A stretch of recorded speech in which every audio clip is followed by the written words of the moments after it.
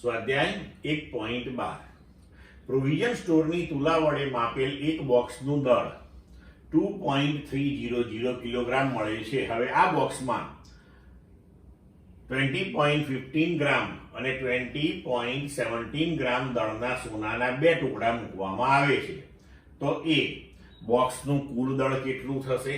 બી યોગ્ય સાર્થક અંક સુધી બંને ટુકડાના દળનો તફાવત કેટલો થશે?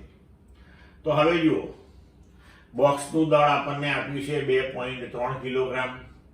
પછી સોનાનો જે ટુકડો છે એમાં પ્રથમ ટુકડાનું 20.15 ગ્રામ, તો એને આપણે કિલોગ્રામમાં લખીએ તો 0.0215. બીજા ટુકડા માટે 20.17 તો 0.02017 કિલોગ્રામ.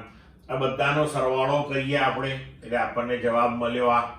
પણ હવે આપણે પાછું યોગ્ય સાર્થક અંક સુધી જોવાનું છે. તો લઘુત્તમ સાર્થક અંક આપણે દશાંશ ચિહ્ન પછી લેવાનો છે. તો દશાંશ ચિહ્ન પછીનો લઘુત્તમ સાર્થક અંક 1 હોવાથી આપણે એક જ સાર્થક અંક સુધી અહીંયા જવાબ લખીશું. એટલે આપણો જવાબ થઈ જશે 2.3 કિલોગ્રામ.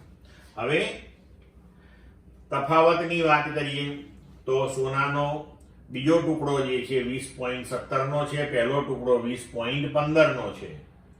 તો હવે એનો તફાવત થશે 0.02 ગ્રામ. તો અહીંયા પણ આપણે દશાંશ ચિહ્ન પછી આ બંને રકમની અંદર તમે જુઓ કે દશાંશ ચિહ્ન પછી બે સાર્થક અંકો છે.